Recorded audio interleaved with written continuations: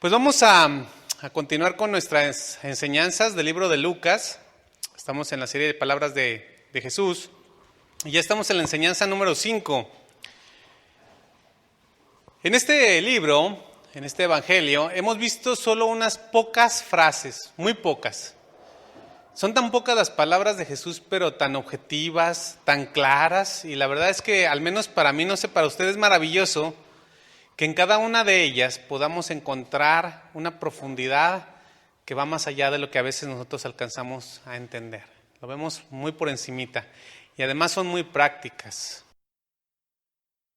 Así que antes de comenzar con la enseñanza y después de esta introducción, pues vamos a ponernos en manos del Señor. Acompáñame a orar, mis hermanos.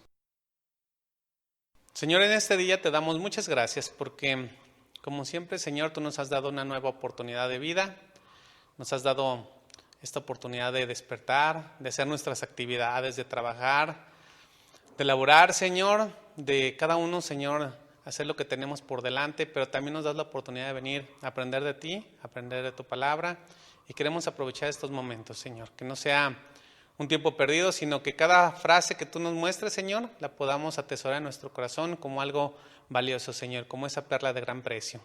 Ayúdanos, Señor, a abrir nuestros oídos espirituales y que podamos, Señor, aferrarnos de ti cada día. Nos dejamos en tus manos, Padre, en el nombre de tu Hijo, nuestro Señor Jesucristo. Amén. Muy bien, mis hermanos, pues las siguientes palabras de Jesús en la narración de Lucas son las siguientes: boga mar adentro y echad vuestras redes para pescar. Esa es la frase que utiliza Jesús. Ahorita lo vamos a ver en su versículo. Y sé que todos nos sabemos la historia donde Jesús les dice, ve a pescar nuevamente. Pero en el desarrollo tal vez aprenderemos algunas cosas nuevas. Ahora sí, vaya conmigo a Lucas 5:1, por favor. Lucas capítulo 5, versículo 1. Lucas 5:1 dice, aconteció que estando Jesús junto al lago de Genezaret, el gentío se agolpaba sobre él para oír la palabra de Dios. El gentío se agolpaba sobre él. Fíjense, cientos o quizás miles de personas andaban tras Jesús, lo seguían, lo perseguían y lo buscaban porque ellos ya habían observado todo de lo que él era capaz. Muchos de ellos vieron cómo Jesús aplicó su autoridad en la sinagoga, cómo curó enfermos, cómo sacó demonios. Y además Jesús estaba haciendo algo, hablaba de la palabra de Dios. Jesús estaba hablando de una esperanza venidera, de la fe, y la multitud quería escucharlo, se agolpaban sobre él. Imagino a la gente diciendo, Jesús, Jesús, dinos más de ese reino, por favor. Ahora es evidente pues, que teniendo a todos encima, pues él no podía hablar con facilidad, ¿verdad que no? Versículo 2. Jesús vio dos barcas que estaban cerca de la orilla del lago, y los pescadores, habiendo descendido de ellas, lavaban sus redes. ¿Qué hacían los pescadores? Miren, esta era la última actividad que hacían al terminar su jornada laboral. Es como un cocinero que ahora tiene que lavar los trastes, ¿verdad? Habían salido a pescar toda la noche y estaban dándole mantenimiento a las redes, es decir, removían algas, piedras, ramas, las remendaban, estaban laborando, estaban trabajando, era gente que no estaba en el ocio. Y entre todos ellos, ahí estaba Simón, mejor conocido por nosotros como Pedro. Pero también estaba Andrés y Juan, versículo 3, Lucas 3. Y entrando en una de aquellas barcas, la cual era de Simón, le rogó. Esta expresión de le rogó no es le dijo, ay, por favor, te pido, no. O sea, le pidió un favor en buen plano, ¿sí? Que la apartase de la tierra un poco. Y sentándose, enseñaba desde la barca a la multitud. Pero vean esta parte. Jesús se autoinvita. O sea, Simón no le dijo entra en la barca, sino que él entra, ¿verdad? Y le dice a Simón, retírate un poco.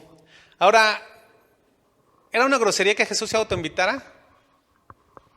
Porque a veces nosotros nos autoinvitamos, ¿verdad? ¿Pero era una grosería que Jesús se autoinvitara? No, porque de él y para él son todas las cosas, ¿no? Entonces, a la larga, no se estaba autoinvitando, estaba entrando en algo que le pertenecía. Pero le dice a Simón, retírate un poco. Ahora imagine la escena, véala. Jesús está parado en la parte frontal de la barca, tal vez distanciado unos 15 o 20 metros, como de aquí a la puerta de la orilla, y está utilizando la barca como una plataforma. A su alrededor solo hay agua y la multitud está con la mirada fija en Jesús. Gracias a eso, ahora la gente no puede distraerse ni puede ir a tocarlo. Nadie quería perder detalle. Además, no había teléfonos celulares en ese tiempo, ¿verdad? Para estar viendo el Pinterest. Así que la gente se pudo mantener quieta en la orilla con la mirada puesta en Jesús. Y a la vez no se podían acercar, lo tenían cerca, pero no podían. ¿Qué hizo Jesús? Pues de forma inteligente hizo una explanada donde la multitud a la orilla del lago, estaba recibiendo la palabra con ese viento apacible que le golpeaba la espalda y llevaba el mensaje del reino. Y lo que compartía Jesús, la palabra de Dios, era a Él mismo, revelándose y dando testimonio a la multitud de quién era Él. Ahora, ¿cómo se siente usted cuando está en comunión con Dios? ¿Feliz, contento, tranquilo, en paz? ¿Cómo se siente? Porque para estos que lo estuvieron escuchando y para los pescadores fue un tiempo hermoso. Fue un tiempo donde existió una conexión entre Jesús y los que estaban escuchando su palabra. Y en la vida de todos nosotros hay un tiempo para todo. Jesús nos lo enseña. Hay un tiempo para escuchar la palabra y ese tiempo no lo debemos de desaprovechar. Así que si se está durmiendo, no se distraiga, ¿sí? O si se está distrayendo, no se duerma, como lo quiera ver. También hay un tiempo para alabar, hay tiempo de trabajar y tiempo de descansar. ¿Sí saben que hay un tiempo de descansar, verdad? Y a veces no descansamos en ese día. Pero también hay un tiempo de confiar y de creer. Hay un tiempo de dar pasos de fe a lo que en lo natural cada uno de nosotros suponemos no es posible. Acompáñenme en Lucas capítulo 5, versículo 4. Cuando terminó de hablar Jesús, dijo a Simón Pedro, y aquí encontramos las palabras iniciales: boga mar adentro y echad vuestras redes para pescar. Bien, hemos llegado a las palabras de Jesús, y a mí me llamó mucho la atención lo que le dice a Simón. Para mí fue muy extraño. ¿Qué acababa de hacer Jesús? Bueno, ahí en la barca acababa de predicar, de hablar del reino de Dios, pero sin más ni más, sin la menor explicación, a boca de jarro, de manera directa, sin preguntarle nada en absoluto a Simón, sin haber platicado con él, oye, ¿cómo te fue en tu trabajo? ¿Cómo has estado? Etcétera, etcétera. Sin considerar lo cansado que estuviera, le da una instrucción, le da una orden. Vea la frase, no es una sugerencia, le dice: boga mar adentro y echad vuestras redes para pescar. Acababa de predicar y ahora le da una orden: ve a pescar nuevamente.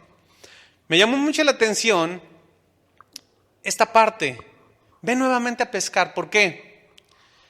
¿O por qué Jesús hizo esta acción y le dio esta instrucción? Usted sabe que Jesús conoce todos nuestros pensamientos, ¿verdad? Sabe si estamos concentrados o no. Entonces Jesús, conociendo el pensamiento de Simón, en otras palabras le dice: Simón, yo sé lo que has estado pensando en todo el tiempo mientras predicaba. No has estado al 100% atento a todo lo que he dicho. Y te entiendo. Estás estresado. Has estado distraído pensando: ¿por qué no has pescado? Sé que estás preocupado. Anda, ve a las profundidades e inténtalo nuevamente. O sea, cuando Jesús le da la frase, le está diciendo: yo sé lo que está pasando por ti. Y la respuesta inicial de Simón es lógica. Y él le responde: ¿es en serio, Señor? Estoy bien cansado. ¿Y tú quieres que lo vuelva a intentar? Mire, acompáñenme a Lucas 5:5. Respondiendo Simón, le dijo: Maestro, toda la noche hemos estado trabajando y nada hemos pescado. Miren, esta es la primera parte del versículo donde Simón muestra una pequeña queja. Es una reacción natural. Y esa reacción la tenemos todos. Es natural, ¿no? A veces estamos tan cansados y hay que hacer esto. ¿Es en serio? Ahorita, sí, hay que hacerlo. Y todos reaccionamos más o menos de forma similar. Es parte de la naturaleza humana. Le está diciendo: Señor, como que tú no entiendes. Mira, nosotros somos pescadores profesionales. Toda nuestra vida hemos estado haciendo esto. Ya no es hora de salir a pescar. Los peces deben de andar allá abajo en las profundidades. ¿Será imposible pescar algo, Señor? tú no sabes nada de pesca, tú puedes saber de mesas y de sillas porque eres carpintero, pero de pesca no sabes nada. Vamos a perder el tiempo, Señor. Pero ¿cómo creen que se quedó Jesús ante la queja? Tranquilo, impávido, no dijo nada. Y yo me imagino a Pedro que después de ver a Jesús tan tranquilo y que no le responde, viene en él, en Simón, una confianza de decir, bueno, he visto cómo sanó enfermos, cómo expulsó a demonios, y lo que nos enseña de Dios es tremendo. Así que la respuesta de Simón, mis hermanos, es como se supone que usted y yo, como creyentes, debemos de responderle a Jesús. Es el tipo de respuesta que espera Dios de nosotros. ¿Qué le responde Simón? Mas en tu palabra echaré la red. Mire qué respuesta. Simón le dice, Señor, tengo mis dudas. No es lo más lógico lo que tú me estás pidiendo, pero por ti lo intentaré. Un acto, una acción. La obediencia de Simón es con la confianza no puesta en él mismo. Él sabía que por él no iban a pescar nada. Sin embargo, la confianza la pone en Jesús, por Jesús. Y a veces estamos así nosotros. Miren, de la misma forma debemos de aprender a responder como Simón. No sé, tal vez hay cosas que Dios nos ha estado pidiendo o demandando. Sabemos lo que Dios quiere, porque sí sabemos lo que Dios nos está pidiendo. Y muchas de esas cosas no las entendemos. Dudamos y decimos, es que no es posible. O a veces decimos, tal vez no funcione. O ya lo intenté, etcétera, etcétera. Pero hay ocasiones, mis hermanos, algunas veces, que al igual que Simón, debemos de dar pasos de fe. Y decir, mas en tu palabra lo haré. Haré lo que me dices, obedeceré. Y es momento de una pregunta. ¿Qué le ha pedido Dios que usted no ha obedecido? Pueden ser muchas cosas. Yo no lo sé, pero usted sí lo sabe. ¿Cuál debería ser la respuesta? Más en tu palabra, lo volveré a intentar. Simón mostró una confianza en Jesús. Se lanzó a lo más profundo del lago o del mar, porque era una extensión grande de agua, no era mar, así le llamaban. No sabía lo que vendría, pero él dio un paso de fe. Tal vez esperaba que solamente unos pocos peces llegaran a las redes, lo suficientes para sustentar a su familia y a los que pescaban junto a él. Tal vez eso era lo que esperaba Simón, pero no sabía que le esperaba algo milagroso y espectacular. Lucas 5, 6. Y habiéndolo hecho, es decir, obedecieron, fueron a pescar, encerraron gran cantidad de peces y su red se rompía. Entonces hicieron señas a los compañeros que estaban en la otra barca para que viniesen a ayudarles, y vinieron y llenaron ambas barcas de tal manera que se hundían. Ahora imagine, ¿cree usted que esta pesca milagrosa se hubiera dado por sí sola o era necesario que Simón obedeciera? Era necesario. Es decir, Simón Pedro tenía que hacer su parte. Muchas de las cosas que nosotros esperamos de Dios no se nos dan porque no hacemos nuestra parte, no hacemos lo que nos corresponde. Si Simón no hubiera obedecido, jamás habría pasado lo que sucedió. Miren, en todos sus años de experiencia nunca había sacado tantos peces. En sus fuerzas nunca había hecho lo que ahora estaba haciendo. Y aquí se desprende otra lección de las palabras de Jesús, de boga mar adentro y echad las redes para pescar. Con estas palabras de nuestro Señor Jesucristo, Él estaba mostrando una total empatía a todas las necesidades de los pescadores. Y a mí, mis hermanos, me da paz y mucho gusto saber que Jesús estaba al tanto de la rutina diaria de los pescadores, de estos trabajadores, y además comprendía su necesidad. Es decir, no nada más era estar escuchándolo, haz tu parte y yo sé lo que necesitas. Porque los pescadores necesitaban ese sustento, ¿verdad?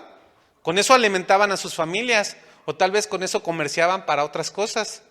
Y ese día ellos en sus fuerzas no pudieron sacar ni un triste charalito. No pudieron. Fue un día de trabajo totalmente inútil. ¿Pero qué sucedió? Ellos dedicaron un tiempo después del trabajo a escuchar a Jesús, a atender las palabras de Jesús. Ellos primero se alimentaron espiritualmente, tuvieron una comunión con Dios por medio de Jesús, sus dudas se disiparon, confiaron y lo volvieron a intentar. Y la bendición les llegó. Así que este ejemplo nos enseña, mis hermanos, que a Dios no solamente le interesa salvarnos, no solamente, sino que también está atento a cada situación de nuestra vida cotidiana. Él está atento. Dios está al tanto de nuestras necesidades, de las suyas, de las mías y de todos los que creemos en Él. Incluso de los que no son creyentes, porque Él hace salir el sol sobre buenos y malos. ¿Y sabe? Él sabe nuestra necesidad de forma particular. Él sabe lo que necesitamos o lo que queremos mucho antes de que lo digamos, mucho antes de que lo pongamos en oración, pero también está esperando de parte de nosotros que tengamos un tiempo de comunión con Él, que confiemos en Él, que tengamos fe y que hagamos la parte que nos corresponde, porque tenemos que hacer nuestra parte. Boga mar adentro y echad vuestras redes para pescar.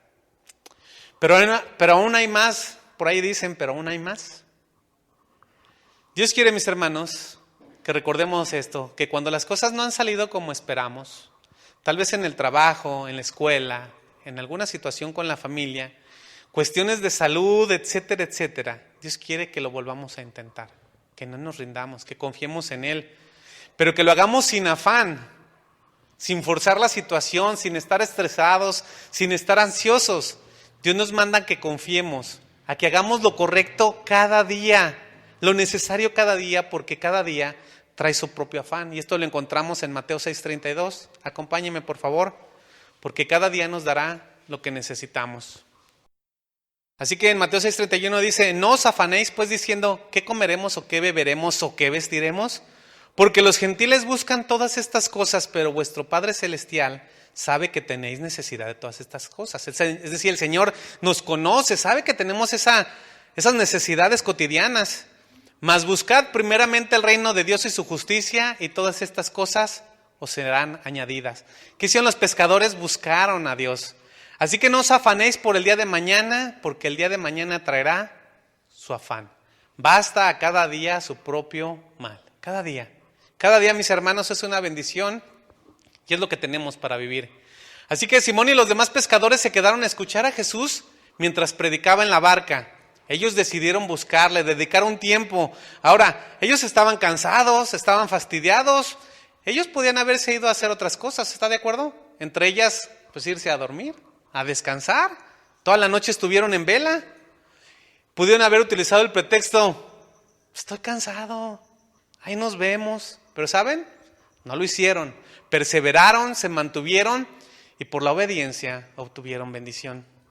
Así que, mis hermanos, en ocasiones muchas de las cosas no van a salir como nosotros queremos. Pero Dios nos manda que lo volvamos a intentar, porque Él tiene todo bajo control.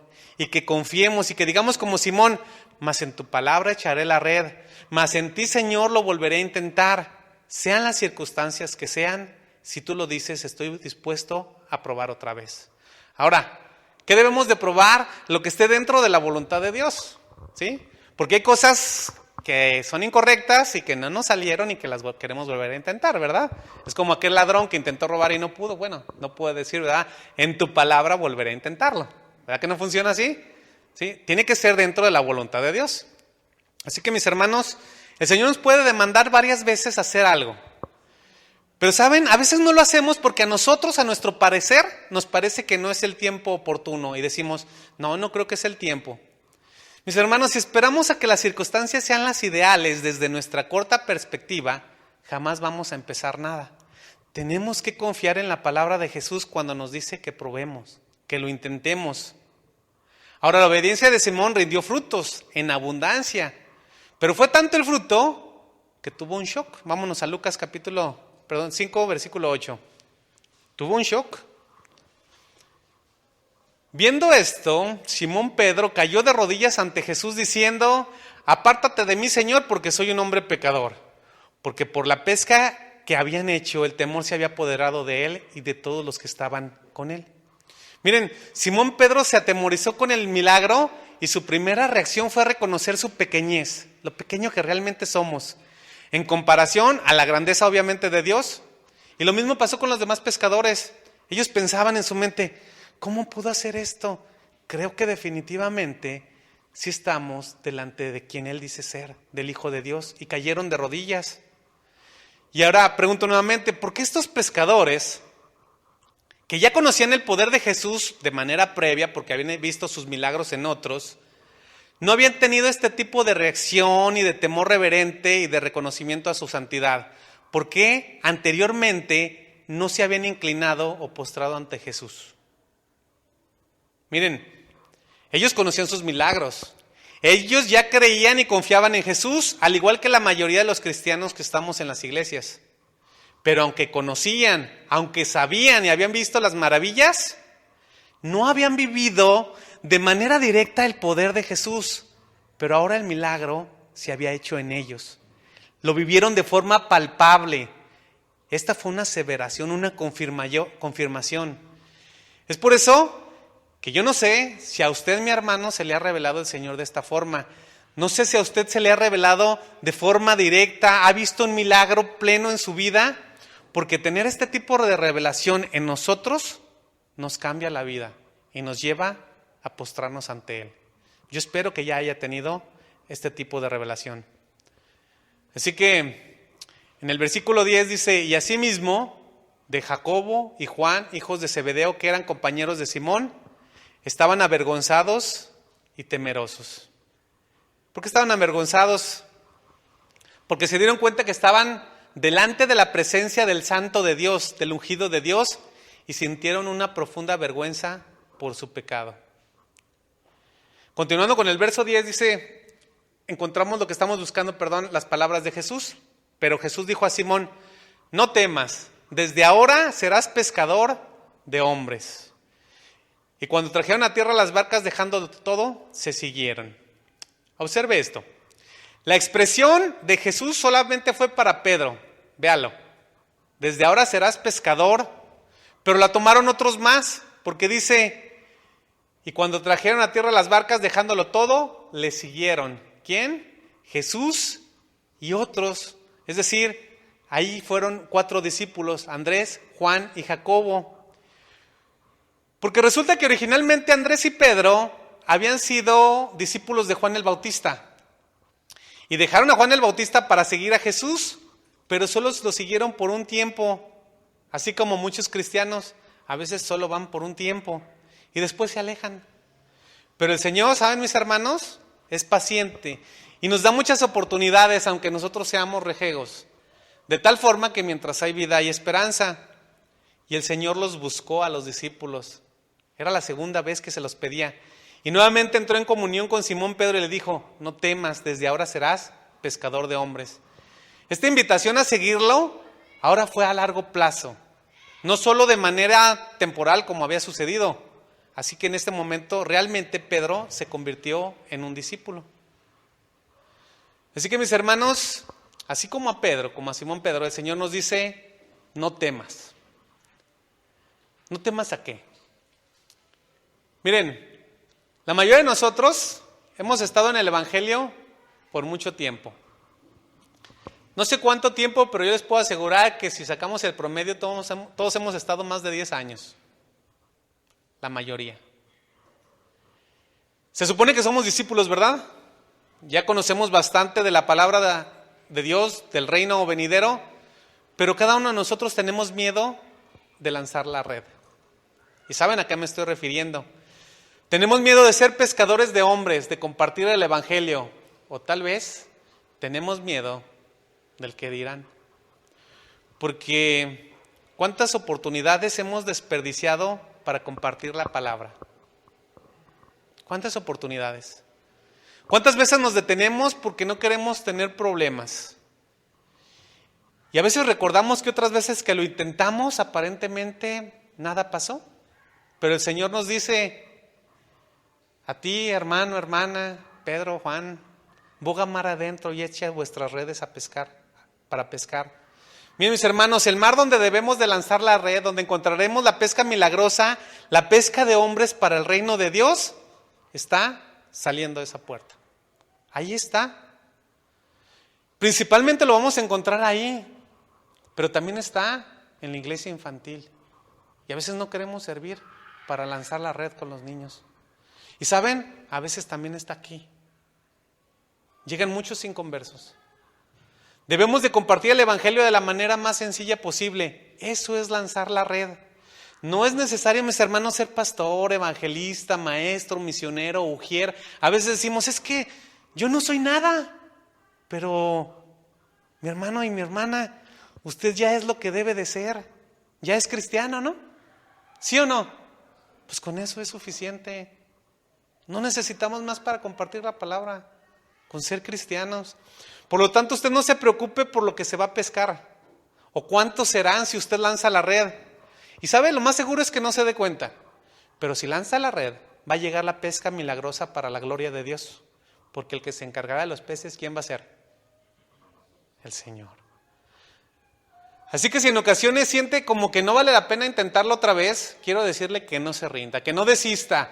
Vuelva a compartir si es necesario, tal vez en otro lado, con otros familiares, con otros conocidos, con otras personas, y hágalo con amor y paciencia.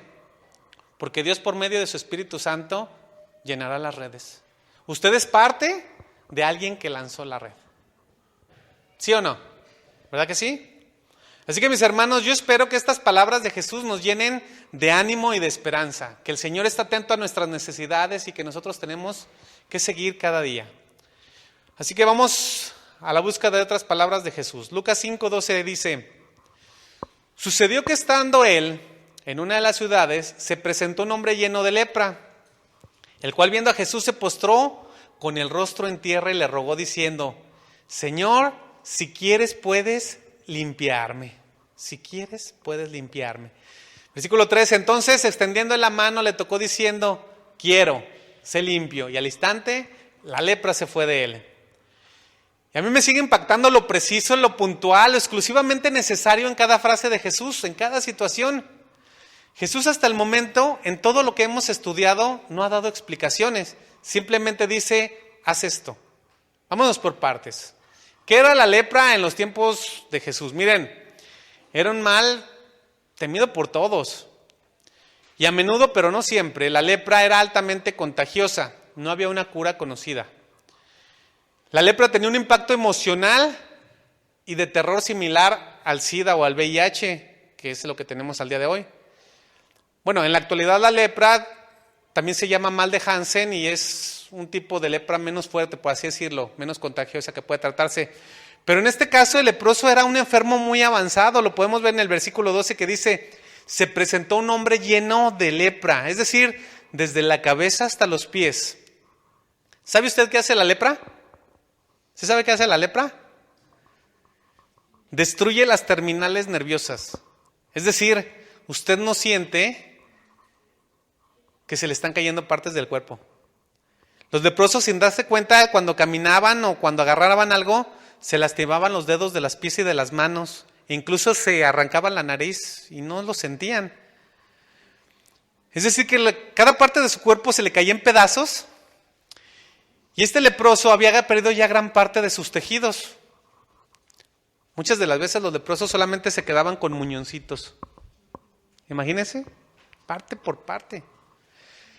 Y la lepra se asocia con vergüenza y horror, porque los lleva a tener un sentimiento de culpabilidad, porque ellos siempre eran evitados y despreciados. Era frecuente que por este sentimiento los leprosos quisieran quitarse la vida. Ahora, es una terrible situación vivir así, ¿no? Pienso que va a ser terrible. Pero a pesar de las circunstancias en las que se encontraba este hombre leproso, encontramos un verdadero, y fíjese lo que le estoy diciendo, un verdadero acto de fe, no de idolatría, un verdadero acto de fe. Pues aún en este terrible estado, este hombre creía en Jesús. Él confiaba en que podía curarlo de su mal. Dese cuenta lo que hizo. Lo primero fue reconocerle como a Dios, como el Todopoderoso. Y al acercarse a Jesús se postró en la tierra y le reconoció como aquel que todo lo puede, absolutamente todo. El Señor le dice: si quieres, puedes limpiarme. Esta expresión denota confianza. No se pone a dudar ni a preguntar, ni le dice: oye Jesús, ¿crees que no sé, a lo mejor puedas limpiarme? ¿Acaso tendrás el suficiente poder para sanarme? ¿verdad que no? El leproso llega y muestra su humildad postrado en tierra. Le reconoce, sí, como el Todopoderoso, pero también como el soberano. ¿Por qué como el soberano? Porque él tenía la decisión, Jesús, de sanarlo o de no sanarlo. Y esa decisión no estaba a discusión. Por eso él le dijo, si quieres. Pero yo imagino a ese hombre que se hubiera postrado ante él, aunque la respuesta hubiera sido negativa. Así que esta expresión denota fe, humildad, esperanza y consuelo independientemente de la respuesta. Y nosotros, cuando el Señor no nos responde, al menos de la manera que queremos, ¿seguimos confiando en Él? A veces, ¿verdad?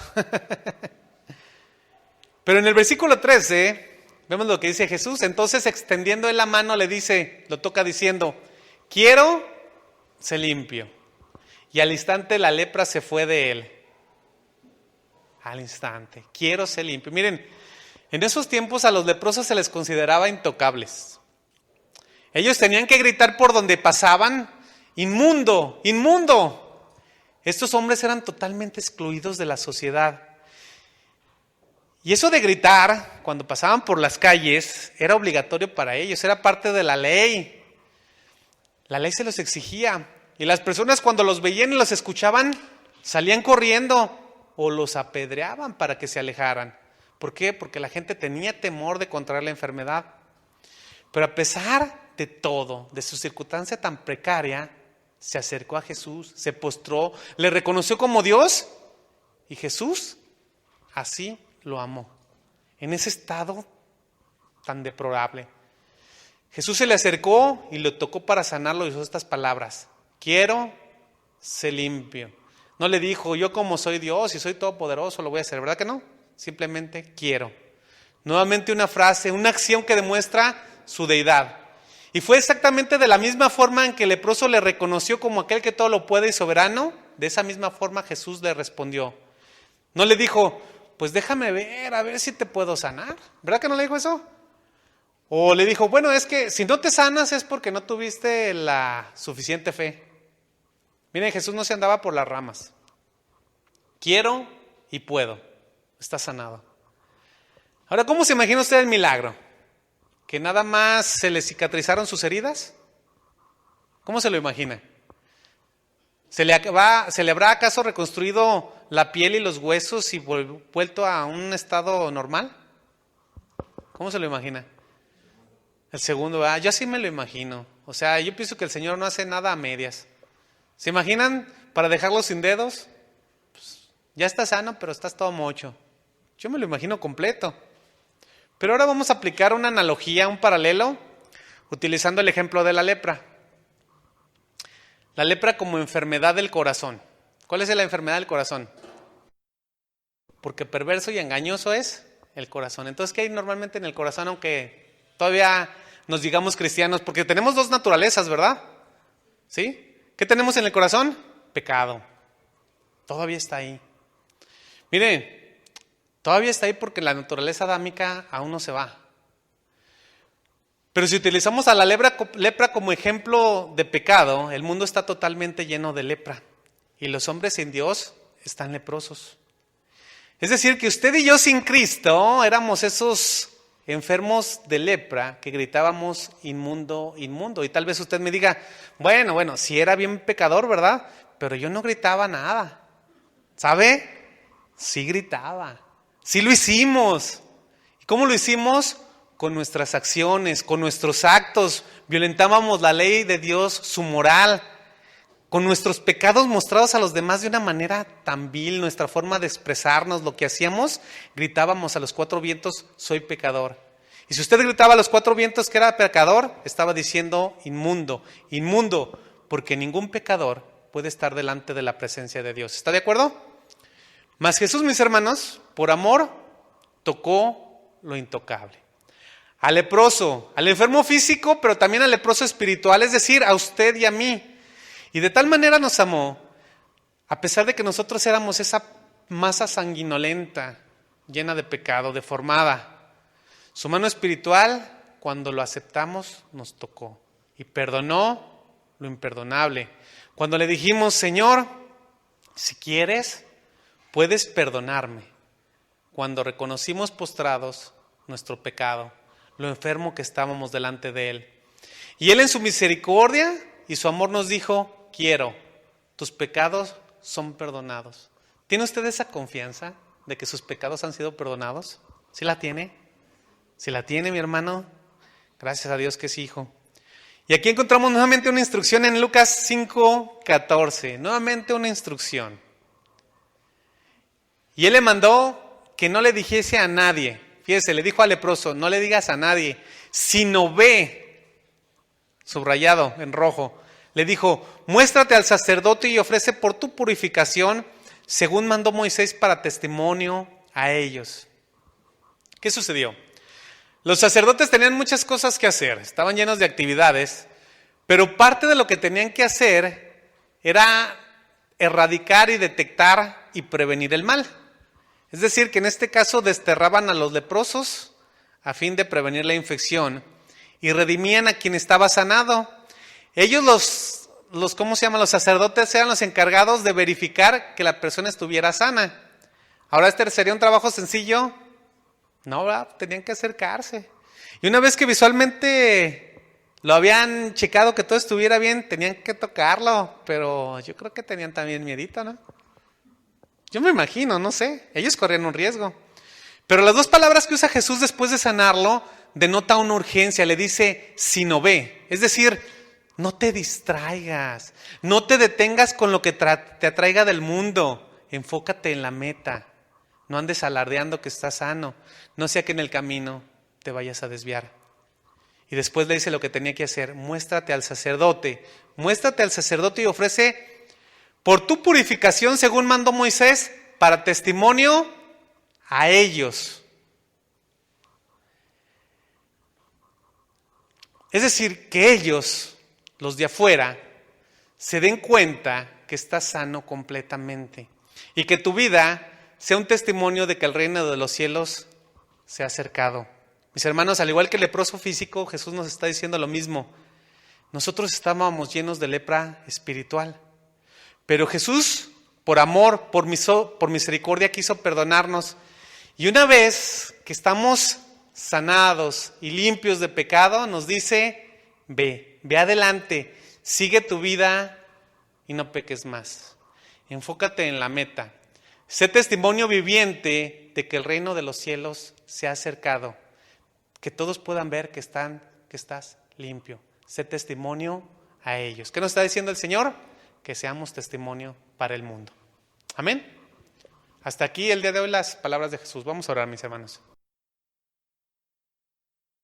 Señor, nuevamente nos ponemos delante de ti, Señor, ante tu presencia. Sabiendo, Señor, que no hay otro mejor lugar donde podamos nosotros estar, Señor. Nos das esta oportunidad de aprender de ti, de tu palabra. Y verdaderamente, Señor, se nos ha olvidado hacer lo que tú nos has mandado hacer, Señor. A compartir la esperanza, la vida eterna, Señor, a los del mundo, a los de afuera, Señor.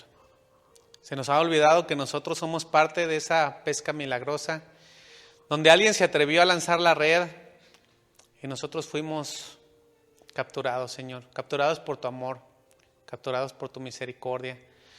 Que nos diste el perdón y la esperanza, Señor, a pesar de que estábamos llenos de lepra, Señor, de ese pecado que abundaba en nuestra vida.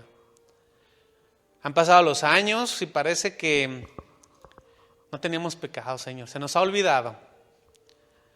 Nos sentimos limpios, Señor, pero lentamente nos deslizamos a hacer cosas que se supone ya no deberíamos de hacer. Perdónanos, Señor, si nos desviamos y no nos enfocamos en la meta. Si no creemos en tu palabra que nos dices, ve y muéstrate. Se nos ha olvidado, Señor, que nosotros somos testimonios de ti, que nosotros somos ese cuerpo tuyo y que en unión todos juntos, Señor, debemos demostrar esta unidad y mostrar, Señor, quién nos ha salvado. Hay veces, Señor, en que la gente no confía en nosotros, que la gente no quiere estar con nosotros y que no creen en nuestras palabras porque no nos vemos lo suficientemente convencidos. A veces no nos vemos ni siquiera lo suficientemente redimidos, Señor. Y a veces ellos empiezan a hablar de cosas, Señor, y nosotros nos involucramos en su mundo, en sus actividades, Señor. Sabemos que tenemos necesidad de estar en el mundo porque es parte de la vida, Señor, pero no para que nos volvamos a llenar de lodo y de barro, sino para que seamos luz en este mundo caído. Yo te pido, Señor, que nos acordemos de ti cada día y que nos dé, Señor, la fortaleza necesaria y el denuedo y las ganas de, Señor, de hacer lo que tú nos has mandado a hacer. Ayúdanos, Señor, a seguir adelante en el camino, en la meta que tú nos has trazado. Te pido, Señor, por mis hermanos, que tú los bendigas, que seas con ellos y en ellos, Señor, y que cada uno de nosotros empecemos, Señor, a lanzar esa red que tú nos pides que lancemos. Que podamos traer, Señor, nuevos discípulos, Señor, pero para ti, en amor y en misericordia. Te damos gracias, Padre, por estos momentos, en el bendito nombre de tu Hijo amado, nuestro Señor Jesucristo. Amén.